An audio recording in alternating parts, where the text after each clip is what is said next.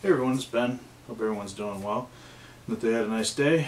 For this week, I want to do a new film series similar to the one I did when I did the San Francisco Film Noir.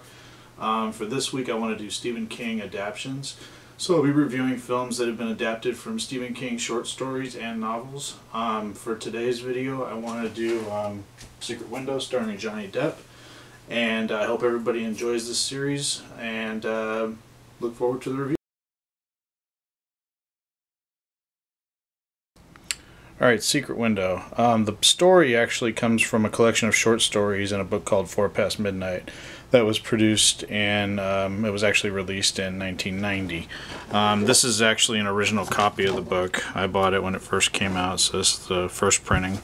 And the original story's title was Secret Window, Secret Garden.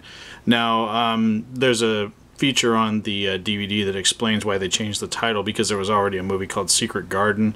They didn't want people to get confused. You know, there's a movie called Secret Window, there's a movie called Secret Garden. So they decided to cut out the Secret Garden and put Secret Window. Just call it that, which I think works.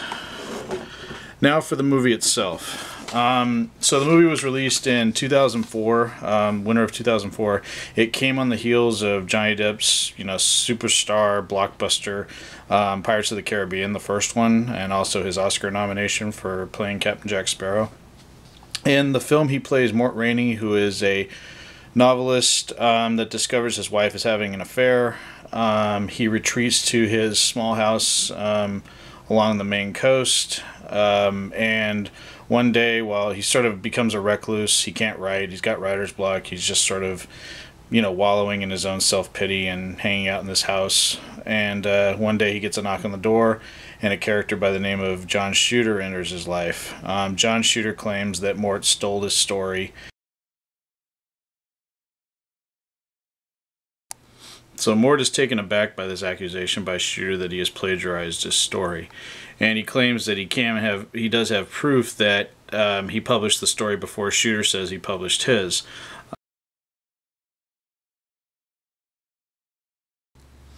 What ends up happening is Mort ends up calling on a private investigator friend of his, played by Charles S. Dutton.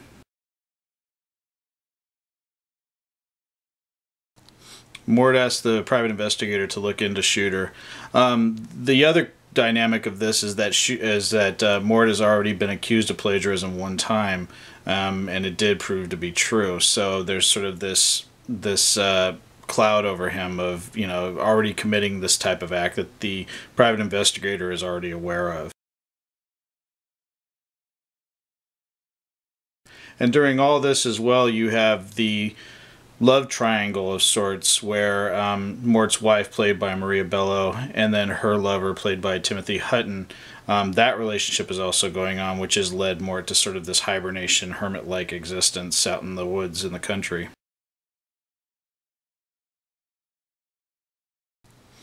So while Mort is waiting for the proof that he did not steal Shooter's story, Shooter himself becomes a lot more aggressive and violent in his encounters with Mort. And it pushes things a little bit out of control. And it becomes this cat and mouse game between him and Shooter, and it doesn't seem like Mort can trust anybody at this point. Now, I love Secret Window. I saw it when it first opened. I had always been a fan of Johnny Depp's. I grew up when he was on 21 Jump Street, and, I had liked him in films like Edward Scissorhands and Nick of Time, and, Sleepy Hollow. There was a lot of films that he had done that I really enjoyed. But I never was a huge fan of the man until I really saw Secret Window. For some reason, this is the movie that catapulted me to become a Johnny Depp fanboy. He's just an amazing actor. I've watched him in everything he's done ever since, and I've gone back and watched some of his older films, and I have collected quite a few of his films that I can find. Just an amazing performance here as Mort Rainey. He really, coming off of the pirate film, and then he had done Once Upon a Time in Mexico prior to this, but this movie is just, he is such a he's pretty much a one-man show in this, because he's in this cabin all isolated. I mean, yes, there's encounters with the John Shooter character, but it's pretty much the Johnny Depp, performance that keeps you intrigued in this film, and you really feel for Mort. I mean, his wife has cheated on him. She's cheated on him with this asshole that Timothy Hutton plays, and he's pretty much, he's in this cabin all by himself. He can't write. He's got this little blind dog as the only person he really has in the house with him, and then he's all of a sudden he's got this man that's accusing him of stealing his story and all this stuff. I mean, it just, it's not fair what's happening to him, and you really feel for it. And it's a strength of Johnny Depp as an actor that really makes this film go. The other great performance in this is John Turturro, who plays John Shooter, who's the man that's pursuing Mort and trying to get him to admit he plagiarized his story. John Turturro really is creepy in this film. And John Shooter himself, just the way he dresses in very plain, but he has this sort of, I don't know if it's almost like an Amish type hat.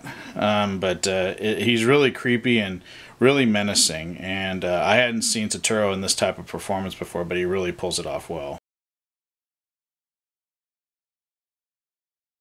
Maria Bello plays Mort's wife, Amy, and then Timothy Hutton plays Ted, and both of them are very good in the movie, but you don't really like them in the movie, and I think it's just because, especially Amy, because what she has done to Mort, in fooling around on him, and I think that's where sort of you just can't stand either character, and Ted is just he's a wimp, and you really get the sliminess that comes off of him pretty well every time he's on screen, and his interactions with Mort, you just really can't stand him, and Timothy Hutton does play that well.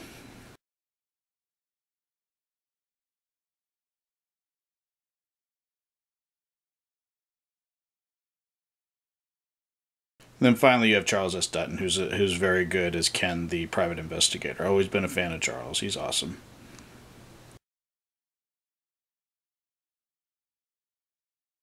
Now, the movie was adapted for the screen by David Koepp, who's also he did Stir of Echoes, he adapted that one, and also directed it. He did Panic Room, he did the screenplay for that. He also did War of the Worlds and Indiana Jones and The Kingdom of the Crystal Skull.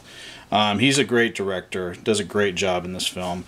Really big fan of his. And the music in it by Philip Glass is just really haunting. They do a really good job. He does a really good job on the music for this piece. Now, this film does have a little bit of a sort of surprise ending.